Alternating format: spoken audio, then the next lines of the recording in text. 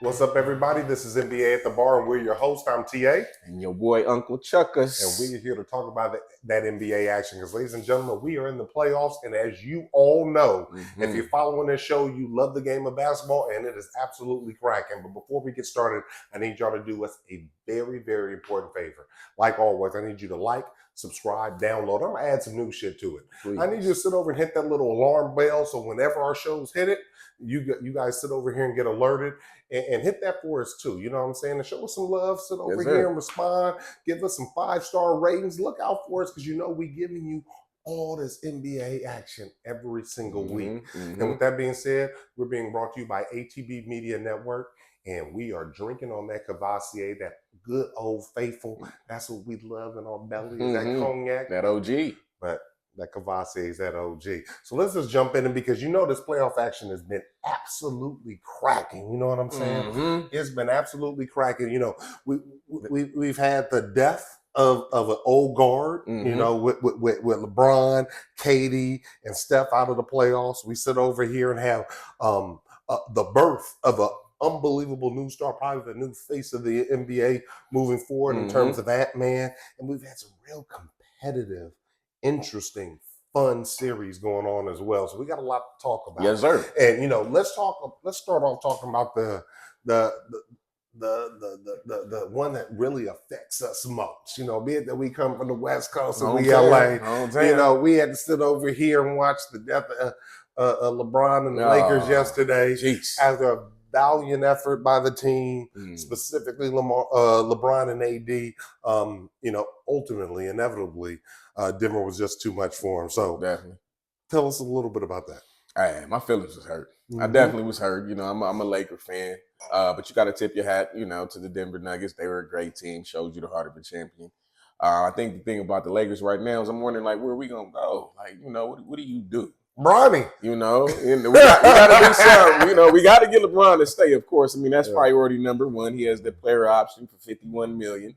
That's a lot of money. That's a lot of money. It's definitely a lot of money. But you know, LeBron, money is not a thing at this point. I don't think it's, you know, nowhere in the front of his lobes as far as what he's thinking about. You know, when it comes to making his next decision, I think it's about. I'm not gonna say about legacy. I don't think he's necessarily concerned about legacy, but I think just winning. And being competitive, I think, is a big thing for him. Like, you know, going out in the first round, that's not what he does. And given as much as he gave to the team each and every single night out there, it's not like he's taking nights off. It's not like he's sitting over here playing and he ain't leaving it all on the court. That's why, you know, in my opinion, this man deserves the opportunity to get the right team around him. True. And I don't know if he has that right now. And, you know, obviously bringing Bronny ain't going to do that. But what bringing Bronny does do onto the team is still going to loosen up some money so we can maybe get one more star on the team. I think that's what they need to sit over here and keep it going. Oh, we definitely got a few movable contracts that I feel like could go. You know, Austin Reeves can go, D'Angelo can go. You know, I think that's enough money because they both just got, you know, we just paid them both. So you figure between the two of them, we could bring in, you know, another, you know, max level, you know, solid star. But the twist is like, who do you bring in? If you let them go, then we got to bring in a guard. If you let the forwards go, then you got to bring in a forward. That's what's kind of tricky in terms of really being specific with who we let go so we can bring in the right replacement to fill that role that both of those players, because it's going to need to be two to bring in the right player that we want, that can, you know, that super max player to sit over here and create a big three. Because the reality is LeBron is 40, AD is you know, good, even go as far as to say great, but he's still soft and he doesn't necessarily have the heart of a tiger. Nah, you know, especially in this last series, he was good, borderline great, but he didn't take it. You know, he still allowed, you know, my man Jokic to sit over here and I wouldn't say outplay him. Jokic didn't outplay him, but Jokic just did the little things that needed to get done so his team could win that I didn't see AD do from game 1 to game 5. It was the clutch. It was the clutch plays. Like, you know, he didn't disappear. The one thing Jokic doesn't do, he never disappears down the stretch. You're going to get it. He never gets small. Right. And I feel like even then he becomes more dialed in. I think they run plays that make sure that he's always involved. So, he's always going to be a factor as far as when it comes down to the stretch. AD can, end up at the 3-point line for whatever reason. And I never understand that. As a coach, there's no action where you end up at the 3-point line. Right. Not for my big man who we need to, control the middle and give us easy buckets and be available for these guys as they penetrate. I never understood it. I never understood how you end up at the 3-point line. I think Darvin Ham's not a bad coach. I think he's cool. I think he's good enough. But I think, Rob didn't give him, the pieces to really put it together. I don't even think it takes, and I don't even think it necessarily would take a quote unquote, big three. I don't necessarily think big threes have historically worked outside of LeBron. It worked in Celtics. They were the original big three. Well, yeah, but I'm saying, you look at it back then, but I mean, in recent years, as far as people trying to put together 3 good players and saying this is what we're going to do, it really hasn't translated to automatic championships. I mean, you figure Golden State and the Heat were the only teams that I feel like were able to do it. And, Golden State was already kind of. And again, the Celtics with Ray Allen. Oh, no, but I'm saying since. That's what I'm saying. Since the Celtics. Yeah, right, no, in recent times, nobody has ever. Everybody's tried to duplicate what the Celtics did. And it's rare because everybody complimented each other so well. They were veterans. They put their egos to the side. And that's the thing that a lot of these teams struggle with when they try to put 3 players together. Right. See the same thing would happen with the Suns this year. You figure these things, on paper, it looks great. But when you got to get on the court and you got to get these egos to get on the same page, it takes time. I think it happened with the Clippers too. You bring in Harden, when they first came together, people were down on them, from the get-go, like this is not going to work, blah, blah, blah. And the thing was, it's hard to, have a team like that unless the pieces blend so well together. Right. And I think that Celtics team was like a map of how to do it. Because you had Paul Pierce was the clutch guy. You had Ray Allen, the shooter. You had KD, the defensive player, the post guy, the glue guy who kept the emotional leader. And it's just hard to get those pieces to fit together.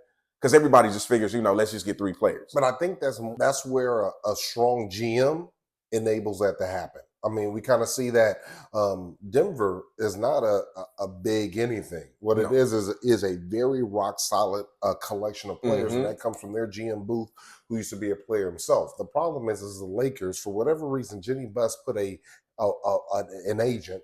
Kobe's agent, Rob Pelinka was Kobe's agent, and put him there. And so he only knows how to find stars or scrubs. He doesn't necessarily really know how to vet out the talent that it would take. When you're looking for intangibles. If you do have a big 3, and I think you do need a big 3 with the Lakers because LeBron's age, because we need to take some off of his plate. So either if you're going to keep those 2, you have to have a super GM that can really find the right complement of players to go with them, on a greater scale, or you got to sit over here and bring in that third kind of aging superstar, like maybe a Devin Booker or Kyrie, the ones that are kind of getting into their 30s, and then have the ability to find those very low-end players with those intangibles of grit, and just heart and desire with shots and really bringing the right players. And Pelinka is just, in my opinion, definitely not the guy that's going to be able to orchestrate and put together a team that is a championship-worthy team. And when he did happen to kind of stumble into doing that when they were in the bubble, the first thing that he did right after was disbanded the team. And that's what's so frustrating because we didn't have to necessarily disband that team. You know what I'm saying? We could have kept a lot of those glue players from that team and just kind of added to it, but he wanted to reconfigure the whole team, and he didn't have the ability to do that. He didn't have the skill set to really find the right player. So, the Lakers are in between a rock and a hard place. We hope that LeBron sits over and stays. It's so funny I brought up Bronny because the first thing I saw this morning when I got up is the Lakers saying, yeah, we will bring Bronny up in here. I'm sure you are. Yeah. And I think that will be box office for the team. I mean, this is LA, this is the Lakers. So they're looking for those box office opportunities. And I think LeBron playing with Bronny, Bronny getting, 5, 6, 7 minutes a game and maybe throwing LeBron alive and just, that excitement. but he's going to have to do something about bringing the right players. The players that we currently have do not have the intangibles needed for this team to perform any better. LeBron can't do any more than he's doing at 39, 40 years old, averaging 26 points a game. Over 78 games is what he played total this year. You know, man, come on. Yes. Yeah, now that's asking a lot. That's asking a lot. And you shouldn't even be asking, that of him at this point in the stage. You should have been there taking pressure off of him. You knew he was getting up there in age. And that's the reason why I talk about, like a D'Angelo and the Reeves, because it's going to have to be somebody who can be ball dominant as well. Right. Who can take that pressure off of him and let LeBron kind of do what he does. Because I think LeBron can give you 20 in his sleep. In his sleep, right. And that's not even being on the ball. Like, I don't even have to touch the ball. That's just off of cutting, running a break, post up. And he could get a good 3 more years out of his career. Not to say that he really wants to do that, but I'm like, it could be just that easy for him if you got somebody who could be a little more ball dominant and control the offense, keep certain people involved. I think you need a dog. Like, you need somebody who is willing to accept the pressure, accept, hey, this is my job, I don't mind, which is the reason why I think, Kyrie excelled, because that's what he thought. Like, I don't have a problem taking this game-winning bucket. Right. I got you, Brian. When you need one, okay, cool, I got it. And you have faith in me too? Nah, it's tough. But it's tough to put together and find those type of players. If it was just that simple, everybody in the league would have one, like a De'Aaron or whoever, and it's not easy to get that guy. But what makes it difficult is the time that they are in their contract. It's like timing is everything. That's true. What I'm saying? That's true. Finding that alignment is really what's needed. I do think LeBron does have another 3 years because, when you're at 26 a game for 78 games, I mean, the fall off isn't so great. We see physically he might not be as athletically superior as he was earlier on in his career in his 20s and his early 30s. But, I mean, obviously he can still do the deal. And so, like you said, if you can bring somebody else that can come in and bring 22, 24, 26 points a game, allow Bron to reduce it from 26 down to 22, 21, or 20 points, you add that with AD doing his 22, 24, 25, 26 points, all that wrapped together with a couple of, and you don't need a lot, just 2 or 3 of the right smaller, lower level players, I think LeBron could, because here's what the reality is. We got Bronny coming, and then Savannah says, yo, you can't just play with Bronny and don't play with, what's the other son's name? God, I can't think of his name. Goggles. And he's a monster. Yeah, he's actually going to be way better than Bronny. They say. From size-wise, in terms, Bryce. Yeah, so, she says he got to play. If he can play with Bronny, he got to play with him too. So at least 1 year. So we are probably looking at 3 to 4 years. And I don't think he would mind staying if a team can be put around him where they have action, going to the conference finals. Just can't be in the play-in anymore. The team around him has to be put together. And that's what my biggest fear is that could cause LeBron to leave, because he just doesn't have any faith in Pelinka. He doesn't have any faith in the overall organization to be able to put a team around him that can get to that conference finals to give him a shot at another championship. He wants another championship. Now, I know it's not about legacy, but he wants another championship. And so, we were talking before we jumped on air, and you brought up a hell of a point. I could see him going to New York. Bronny going to New York. That team's already there with Brunson. Got some players. The only problem is what's my man that's hurt out there? Oh, Randall. Randall maybe not be, he was running from LeBron because he wanted his old team. And maybe he's matured a little bit, and then we'll welcome, an older Bron back. But if not, ship him back to the Lakers and then put him on that team. And I think could be the difference to have him beat the Celtics. Have the New York Knicks beat the Celtics. And if he sat over here and brought Miami championship, brought the Lakers championships, brought Cleveland their very first championship, and brought New York their first championship in over a half a century. And then he's got 5. I think that puts him on par, if not exceeds. MJ. Now, I know cats are sitting over like, oh, you're tripping. MJ's the greatest. No, LeBron, in my opinion, is the greatest player to ever touch a basketball. Oh, ooh-wee. You wouldn't say that? Ooh-wee. Yeah, I mean, I know we grew up in the microwave, and I try to, I've always tried not to be, biased in regards to MJ, but I just feel like, you knock the athleticism, be like, oh, well, the people weren't athletic, and it was just him. And I get it, I understand, but MJ is MJ. Like MJ is a monster. Like he was a monster from day one. Not to say that they was winning championships, but he was a monster. But not at day 100. But I feel like this. The one thing I loved about MJ is everybody in the league knew from day one, like, man, he's a problem. Mm-hmm. Bird was like he's a problem. Magic was like he's a problem. Like he was a problem. And it only, the trajectory went where it went. And, everybody needs, players around him, whatever, cool.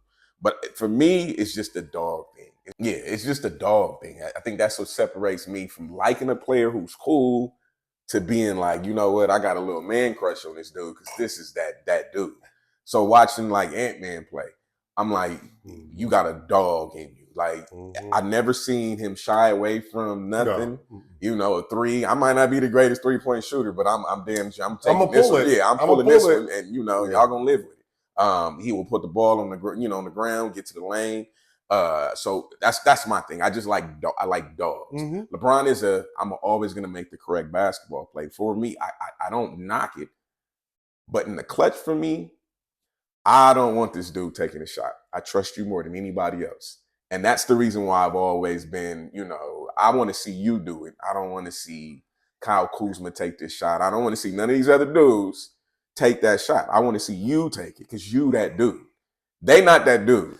And you know how he is that dude? He has the highest percentage of last-second shots of anybody in the NBA. He does. Obviously, but you have to respect and appreciate a person that has the acumen of the game to know when to dish it off. True. Look, we saw Jordan actually do that. You know what I'm saying? When he passed to Kerr, and Kerr hit the shot to sit over and win it. And that was a more mature. That wasn't a young Michael that did that. That was an older, more mature Michael. And the twist is LeBron came into the game with that type of maturity. And again, knowing when he had to take it, and also knowing when, guess what? I'm being double, triple team right here. This individual's open. I have to have confidence in my teammate, even if they miss it. I gotta sit. That's the right play. I understand what you're talking about, dog, but I appreciate intelligence as well on the court. I do. We saw that Kobe was dog, but there was also an intelligence there. There was intelligence when Jordan got older. Magic. We grew up in the age of Magic and Showtime. We saw that Magic would hit the game winner. He did the shots, but he also knew when to pass it into Kareem and just let him do that little sky hook to win the game. So, I feel what you're saying, but just speaking on that dog and speaking on Ant-Man, I can't help but to believe that we're seeing right before our eyes a changing of the guard in the NBA. Absolutely. And it's not easy for individuals like ourselves. This is the third now iteration of a change. We saw the Michael Jordan Magic era. We were young when that was coming up. Then we saw that transfer to LeBron and his 20-year career. And now we're watching, and then we had LeBron, we had Steph, we had KD, we had Kyrie, Kobe, right there. God forbid, Kobe. So we've seen these passing of the torches, and we are actually sitting over here and watching right in front of our eyes that same thing. And what's unique about next year is you're going to have Ant-Man, and we're going to have our man back from Denver. And what's his name? What's my man's name? We got in trouble with the gun and all that. What's his name? With Denver, with the Nuggets. No, not with Denver, with Memphis. Oh, Ja. Yeah. Ja.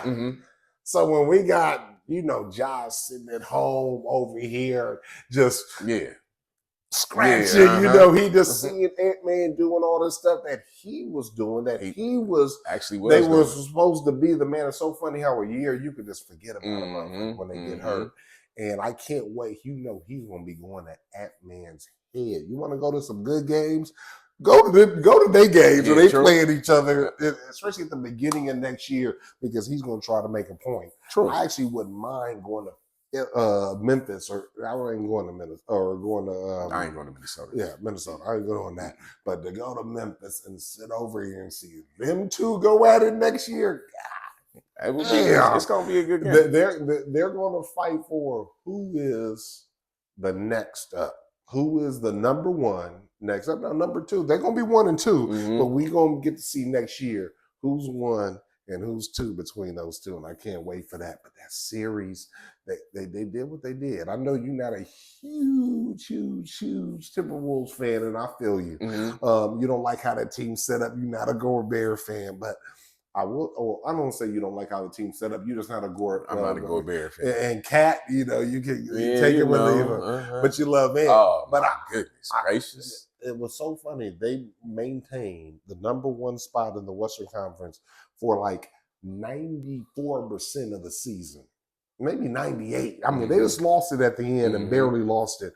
But I will tell you this: both OKC and them put in work in that first round and was not playing around, wasn't bullshitting, and they have proven, in my opinion, that they're the real deal.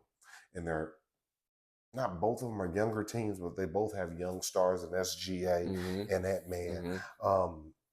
I can't wait to see if can Ant-Man sit over here and supersede the last year's champions. If he does that, if he beats Denver in this next round,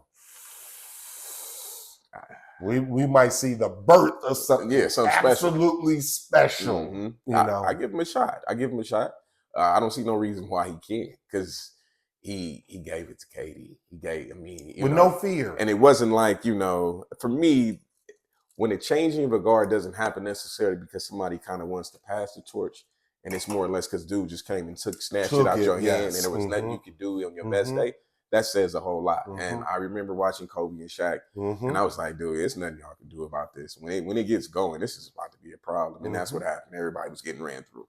So I feel like it's the same way. Even if you had somebody, and I feel like more comparable on Ant-Man's level, I think it would probably be a wrap right now. But I think the team, they're built to be physical. I think he is the epitome of physical as far as a basketball player. He's definitely grown into his strength as far as coming to the league, 18, 19.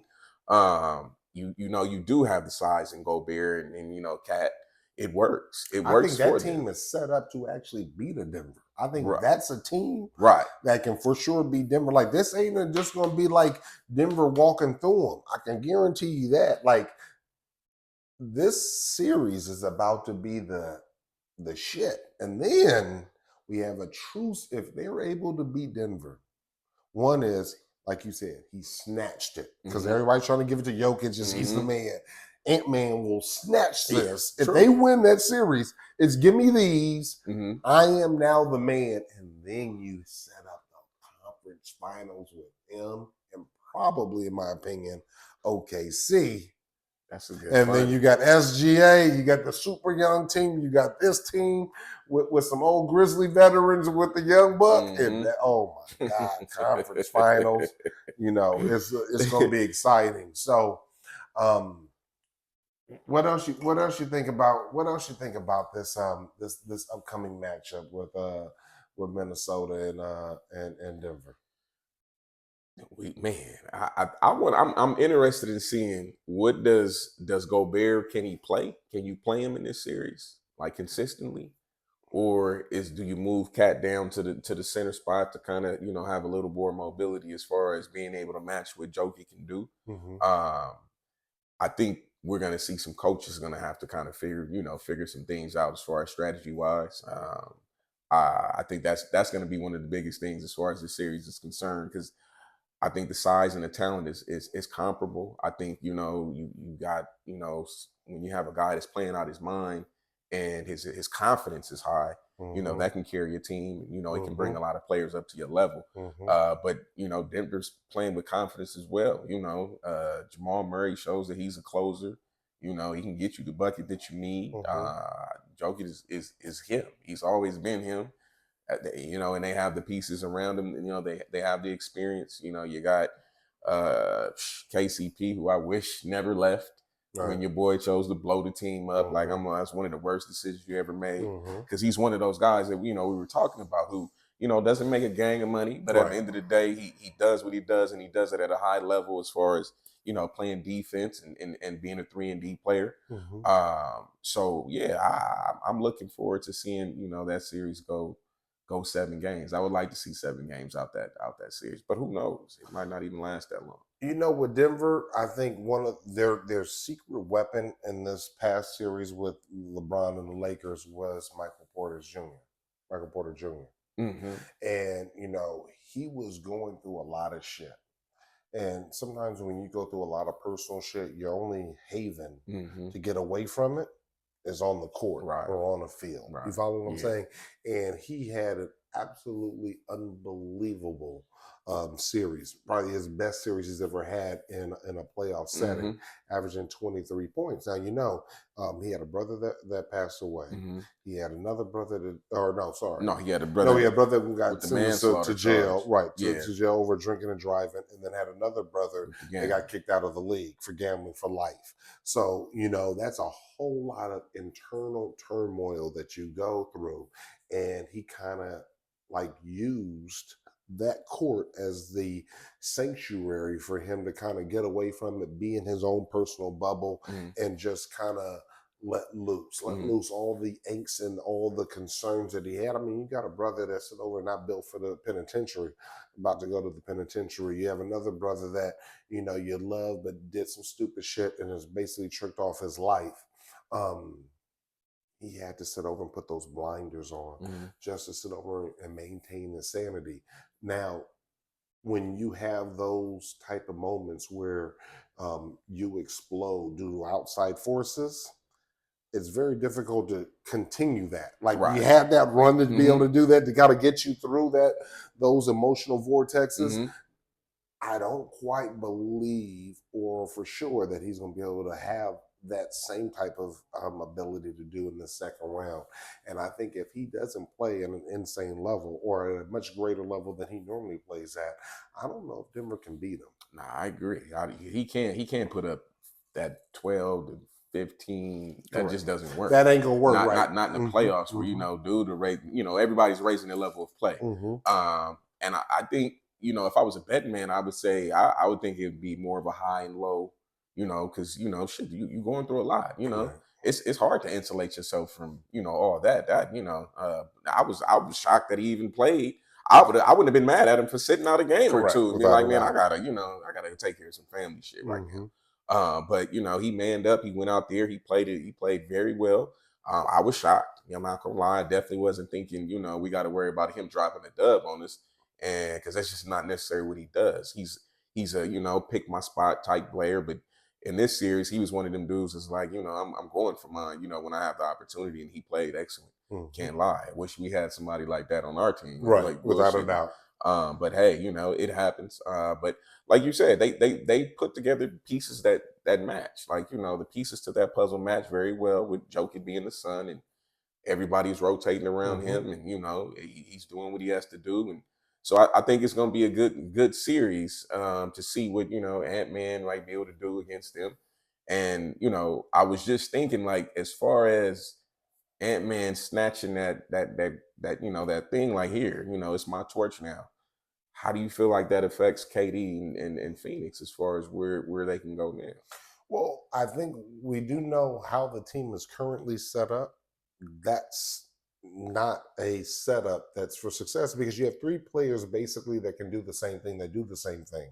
And this is really kind of like the syndrome of a new owner that just wants to make a big splash. And they think that them spending money is what's going to allow them to have that big splash and come out on top. And the reality is this game of basketball is far more intricate. There's far more nuances in terms of what creates a championship team and what doesn't. I mean, if we look at old Laker teams, when we won championships with Kurt Rambis, obviously Kurt Rambis was the best basketball player, but he had intangibles that you need to have on a team to win.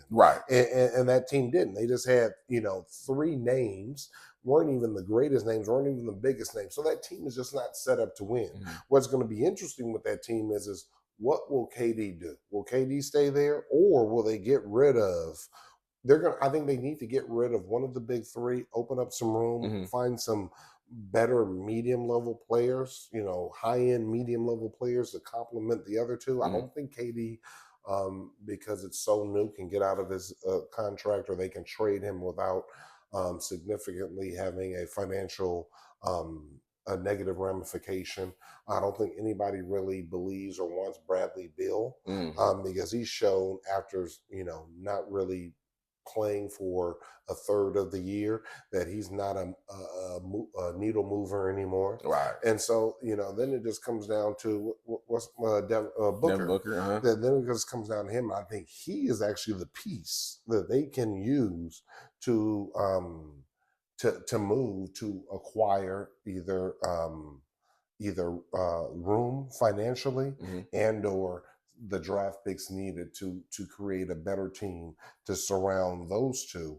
And they would need to get a big, like there needs to be some things that can Mm-hmm. take place. Mm-hmm. But I think they need to kind of break that big three up, make it into a big two. And that's a perfect team that you need to really work on the other 10 players on the team to make that viable. If they're not going to be viable, we're going to be looking at KD's legacy continuously taking another hit. Mm-hmm. And people have talked about today, should KD force his way out? I think if KD forces his way out, it just negative. It's a negative hit on his legacy, because he did the same thing in New Jersey, or with the Nets. So I think KD, if he was smart, he needs to stay there and just kind of figure out how they can put the best team around him and Bill and make that work. Mm-hmm. At least be competitive. You don't got to win a championship. Just be far more competitive. Don't lose in the first round, moving forward. But again, he ran into a buzzsaw. We can't put it all on just this team wasn't right. Sometimes you just on the wrong side of history when history is being made. Right. And I think that's what we kind of saw in that first round, is he was much more on the wrong side of history than really they're just boo-boo, because they had played well through the back quarter of the season, and you said, okay, all this shit is coming together, kind of just like the Clippers when they had to bring all of them together. It took a second, and then once all started, they started playing better. So we kind of saw that with Phoenix, but I think they just ran into a buzzsaw. So it's going to be interesting, but I don't think it's the KD that's going to be moved. I think it needs to be Booker. You think it's Booker? So you think they let go of the youngest piece? I think that's the piece that's up. Remember, we talked about it in terms of contracts and what have you. Right. It's all about Bill, timing. You can't move his. You can't move Bill, and he's also got a no trade. So you can't move. Yeah, for a lot of reasons, you can't move Bill. Yeah, so a lot of reasons, and I think KD's deal is just too new. Unless KD's deal came over from the Nets and he's towards the end of it. Now, if that's the case, I haven't done looked into that. If that's the case, where they didn't sign him to a new contract, he's just transitioning and transferring his contract from the Nets or over to here, and so he might be closer to the tail end, then yeah, you need to move KD. But no, it's not optimal that you move Booker, but I think Booker signed his contract a few years ago. Yeah. So it might be the most movable contract. Okay. And again, that's for in the preseason, or excuse me, in the postseason. Once this shit's all done, we can really look at, and I'll start doing some research on where everybody's standings are. But just from guesstimation, I'm thinking Booker's going to be the more easier one to move versus KD. Matter of fact, I think Booker got the supermax, if I'm not mistaken. I think he got the supermax. So I think he's getting paid. I think he's getting paid too, but. And I think he deserves to get paid. No, he deserves. Before there was a KD and before there was a Bill, that was him pretty much. On that team carrying that franchise on his own. So, I definitely have to tip my hat, and I'm never opposed to players getting their money, even when you really don't deserve it, because you're trying to feed your family and create generational wealth. So get your money, please, because the owners is definitely getting theirs, and they're never looking back or caring about it. So, yeah, man, I feel like I just didn't see it happening like that, as far as, the Suns and how, they folded like that. You had beat this team. You swept them during the season. They didn't beat y'all at all. So, to get to the playoffs, and then it's a total opposite. But that's a testament to Ant-Man. Yeah, it is. I mean, but as far as his growth and where you saw, he was coming. But also the grit of, okay, they swept us. It ain't gonna happen now. Right.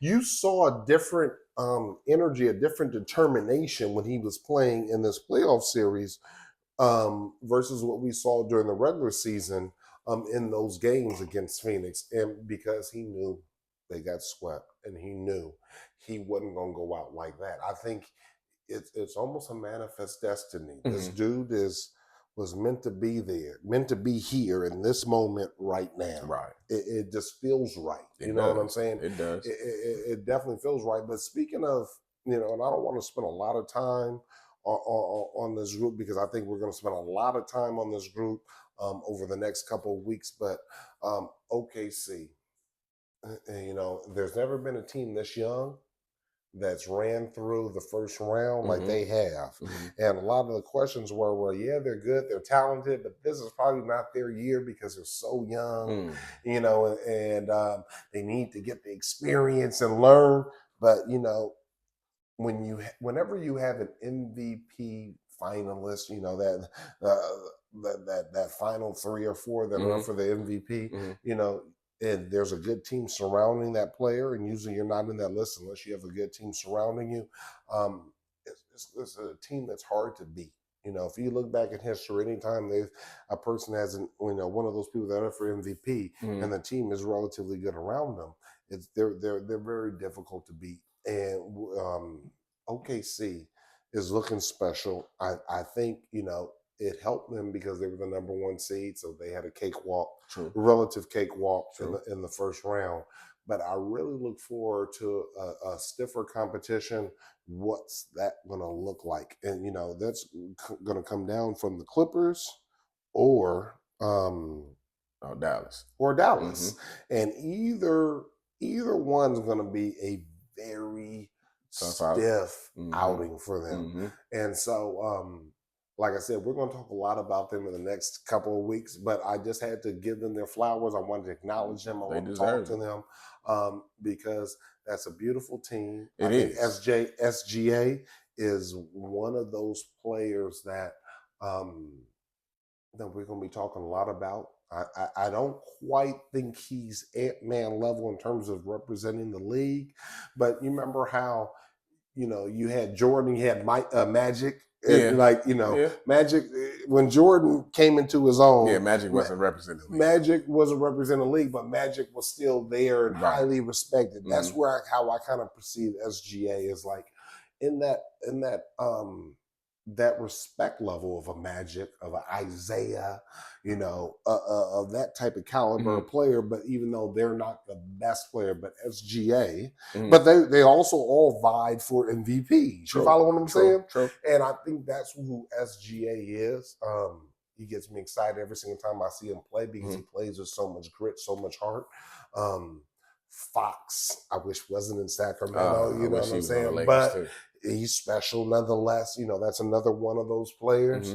But I just wanted to give them their flowers. I can't wait to see where we're going to be at a week from now. They deserve it. And then that series has begun, and we're going to really know where they're at because they're not going to be playing a team that's crippled like the Pelicans were. The Pelicans didn't have my man Zion there.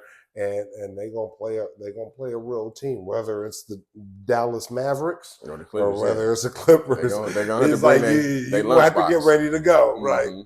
And so I'm excited about what's going to take place there. But the one thing, let me share this about OKC that I wanted to say is that they remind me of one of them teams that are so young they don't know better. You know what I'm saying? Like, we don't understand it. We're not supposed to be here because why not? And I think that's the way they play. They play like that the whole year. Everybody's like, hey, they're going to falter because they're young. But they never showed it. They just went out there and hooped. And, hey, this is what we're going to do. And let's see if your game beats mine. And, I think that's the best thing that I like, in regards to OKC is they just don't know no better. They know they don't understand and quote unquote, we're not supposed to be playing at this high of a level with the youngest team in the league, damn near. And I think that is something special to see, because I think that means that it's coming from the top down as far as the mentality of the team, and and your coach has the temperature of your team. When you can get a gang of young dudes to play well, and not only play well but play well consistently. Of course, you have a great star, with SGA. You have him there doing his thing, whatever. So it's just crazy. It's just crazy, and I just wanted to share that because I'm like, man, they just don't feel like they know better. That's such a phenomenal point. I've been on teams where you're playing and you don't even know you shouldn't be there. You're just playing. But I think what kind of is fueling that is not SGA. It's actually Chet, because he has a chip on his shoulder because it was almost like his church was stolen from him when he got injured in his it's supposed to be his rookie year. And then you come in this year, and then you have to come into this year without getting the accolades you should have got in your original rookie year because of Wimby, a player that is what many people would say is almost identical to the type of player that you are. And Wimby just said, "Give me these," and took his church. So he's having an opportunity now to play the game and to star without the cover of having Wimby's shadow on. And so he's playing a little bit possessed. So again, like I said, I agree with everything that you just said, and I just can't wait to see what it looks like with whoever they're going to play. And I think the Clippers are going to be a tougher out for them than Dallas. I agree. But I also believe that when you have a Kyrie who's doing a lot of Kyrie shit, he's doing a lot of Kyrie special, like, oh my God, shit right now. Like Kyrie's playing at a very premium level. And you have Luka not quite playing at the MVP level he played during the season. But acknowledging that, I think he might be a little bit different if they make it through and have a come to Jesus moment with himself. Because he's acknowledged publicly he's not supporting Kyrie like he needs to. I think if they find a way to come out of this series ahead, I think you better watch out for Luka, because I know he doesn't want it. He's looking to get over that hump and kind of getting to the Jokic side of, being legendary. He's almost like manifesting or wallowing in very, very, very good. And he can't get to the great pool. You know what I'm saying? He's just, and I think he wants to get to that great pool. He sees a fellow European that is discussed as a great now. And Luka is still not being discussed as a great. And I think he wants to. But do you have enough heart? Do you have enough dog in you too? Because Luka hasn't demonstrated that dog like Jokic has thus far when it means something. I agree. And so I can't wait for these last couple of games to see how that falls out and then what he does if he does move forward.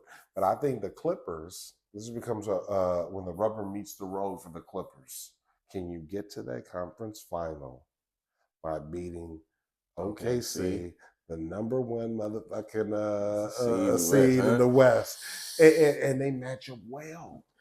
But I'm gonna tell you this: the reason why I give the Clippers the nod is because I feel like it comes down to half court basketball. When the Clippers slow the game down, they have a lot of players that do things that it's tough. It's tough to deal with Harden. It's tough to deal with Kawhi. Where OKC doesn't really have that. It's more of a strength and numbers things with them, as opposed to having 3 or 4 great players.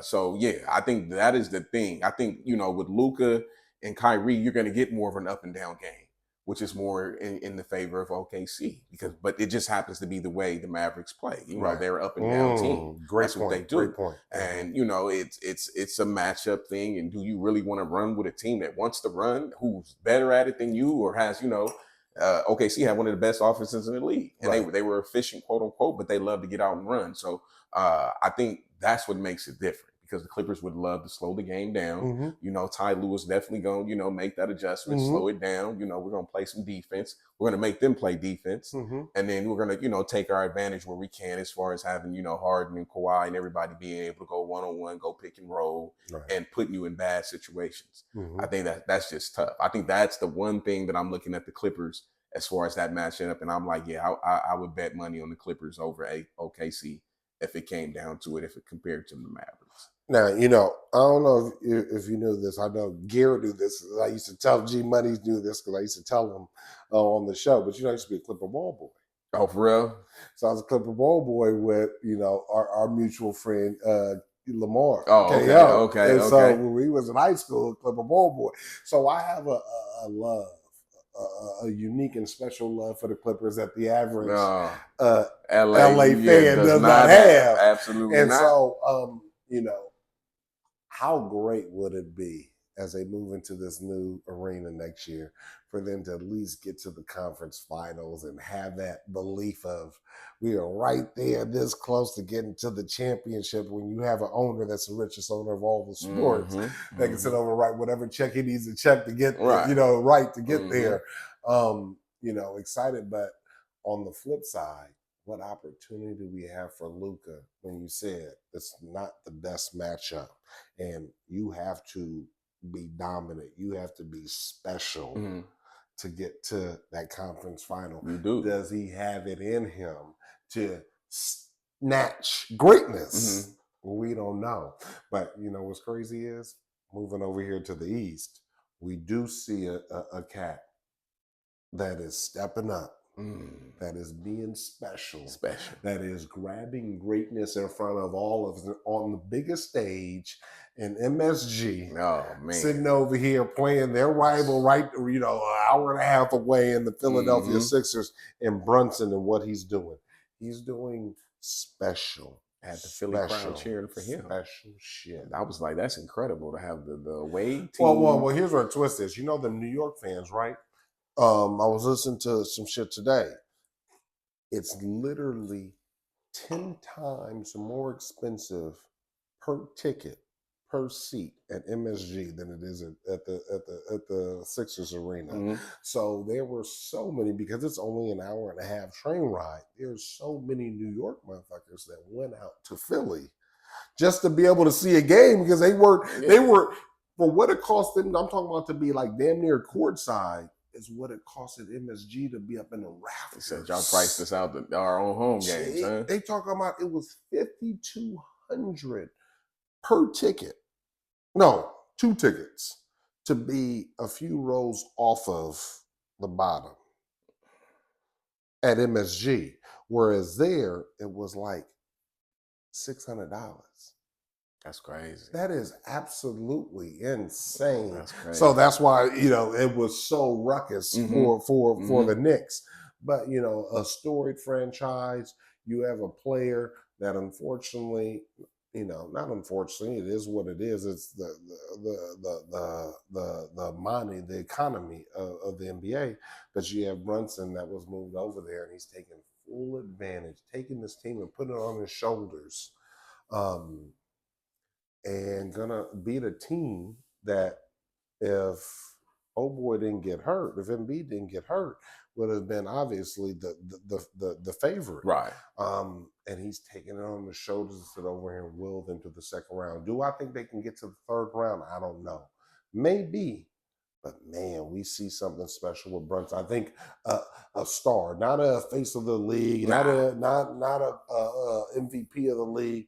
But I think we have a player right here that is something special. Oh, I agree. And I don't think he's going to relinquish that title anytime soon. Nah. And the thing, I think playing in the East, I don't feel like it's a lot of superstars in the East for whatever reason. You know, it just has always been like that. You know, our whole life. It really and truly. You know, outside after of Jordan, LeBron was in the East. That was probably the last superstar that was unquestioned. You know, unquestionable. Maybe Dwayne Wade, but I never really looked at Dwayne Wade like a superstar. Like, you were cool. He's just very, very good. You were very, very good, you know, and you fell into some great situations and you were able to win championships. But now I look at Brunson and I'm like, you know, you are, I think actually you're underpaid, based off of what you've provided for the Knicks franchise. Mm-hmm. I think they got you at a deal, but he's playing. It's tough to say above his head because he played like this last season, really and truly in the playoffs. Mm-hmm. He carried them then, and I think coming into this year, he's just kind of elevated and took it to another level as far as what he's able to do because Randall's not there, right? And they ship. Well, he's doing what he has to do for this team to succeed with Randall, and sometimes good players don't recognize that window of what you got to do to win, right? To win, and he's taking on that challenge. With like I said, with Randall being out and with you shipping the kid to Canada, who you was like, this that hasn't worked. He's stone cold. Stone cold. Yeah, like this is not working. Right. Let's get him up out of here. He's just eating up money. Yeah. I'm happy for him. He's one of those stories that you're absolutely happy to see. I think he paid his dues. He actually played next to Luka, and to see his game grow, his confidence grow. He's with his daddy on the coaching staff, right? Which is like it's like a step below LeBron playing with Bronny, right? If you can have it in your son, But like I said, that dude is impressive, and he's small. This ain't a big dude, right? So he's to put this team that's historic, that is revered, and to put this team on his shoulders. It's beautiful to see. I hate to see Embiid. I believe New York's going to pull this bad boy out.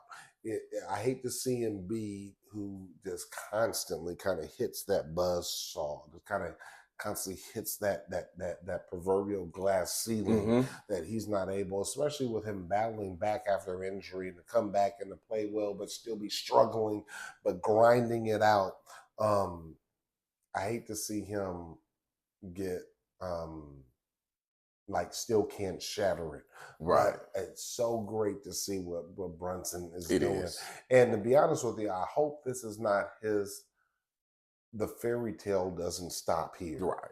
I want to see it go further. I don't think they can beat the Celtics long term. No. And if I'm not mistaken, they wouldn't be playing the Celtics in the next round, if I'm not mistaken. No, they wouldn't. Because they'd be the third, right. They'd be playing the 2 seed, which I think they got action at whoever, because the 2 seed is Cleveland. I think they would play Cleveland or Orlando. So I think, they have, and Cleveland's not playing great. And Orlando was still, in my opinion, a little bit too young and doesn't have enough greatness. It's a great balanced team, but not enough greatness to sit over here and beat Brunson. So I think this is if they get through Philly, they got action on getting to the conference championship. Yeah, they got action. And so, Celtics got some injuries off of this last game. Porzingis with the calf, and then you have. What's my light-skinned brother's name? Top cat on the team. Oh, Tatum? Yeah, Tatum hurt his ankle. Okay. For being some janky fell down on a player to his ankle. Not bad or anything, but the team not being 100%. I still think the Celtics are built currently to make it to the championship in the East. I think it's like the team is just set up to win the East. But it would be great to see the Knicks. Knicks haven't gotten there in a long time. It would be even greater to see them supersede the Celtics and get to the championship. I feel you. But I just don't quite think they got enough. Especially if Porzingis comes back for that championship, that Eastern Conference championship. I just don't think they have quite enough with Randall not coming back and so on and so forth. Yeah. But it's a great story. It is. It's a great story. And there's some great city. There's some great games that are happening in the East that are just not really garnering the attention of overall media. We just talked about the Cleveland and Orlando game is a great series. I think it's 2-2 right now. There's 2-2, but they come on it so early that people ain't even watching. You know what I'm saying? You have the Indiana series against Milwaukee, which unfortunately Dame is now hurt. So Indiana looks like it's going to sit over here and probably be able to take that series, which, Doc. I still blame the organization. They should never got rid of their coach. It didn't even make sense. It didn't even make sense when they were number 2 and, stupid. And they got to pay the man. I know he's sitting over here eating popcorn, laughing, twiddling his toes like this at the end of the couch. It's like, a good vacation. I'm still on the payroll. I'm still on the payroll. And then Doc sitting over here taking a job because he still wanted to be in the league and he just can't get enough of it, but taking hits to his credibility of a coach. Now, he'll always have that Celtics team that he won a championship with, and he always had KG and Paul Pierce and them loving him, but he's almost unanimously deplored across the NBA. It's tough. It's tough to respect Doc. I mean, for me, you won a championship, but I'm like, you had a good team. Not to say that you didn't, tweak it and make it work but I'm like, geez, man. I figured, love him. The Clippers team, you couldn't get them nowhere. And you've fallen into good situations. Not average situations. You didn't have average teams. Like you had teams with talent. The Giannis and Damian Lillard. But they've never been perfect. The Clippers obviously have never been perfect. No. This Giannis, Damian Lillard team has never been perfect because Damon, it's so funny when you're married and you unfortunately go through a divorce, you're not the same individual mentally. Right. Even spiritually. It's different. Emotionally. It's different. It's different. And so he's not in his right place. He's not in his right mind. We've seen it all year long. Giannis, even though he signed off on the previous coach, sitting over here thinking he wanted Doc because Doc is a name, and then Doc come in and he realized, Doc ain't it either. It was too much upheaval for that team to actually really see success. It's so funny when you pull that trigger too quick, you can sit over and fuck off everything.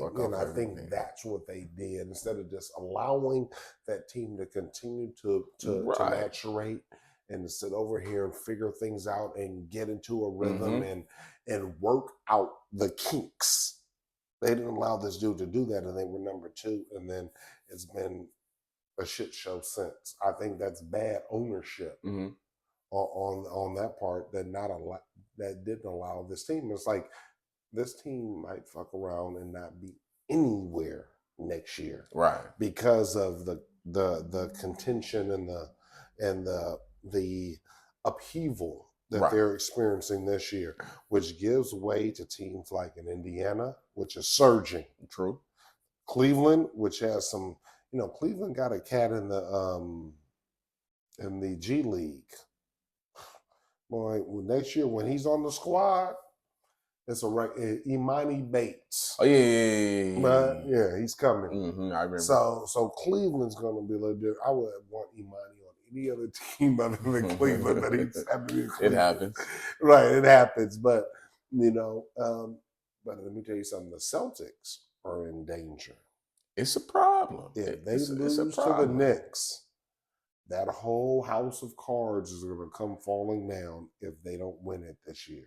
I agree. Or at least get to the deal. They got to get to the championship. If they don't get to the championship, that's going to all come tumbling down. So the East is all so fragile. It is.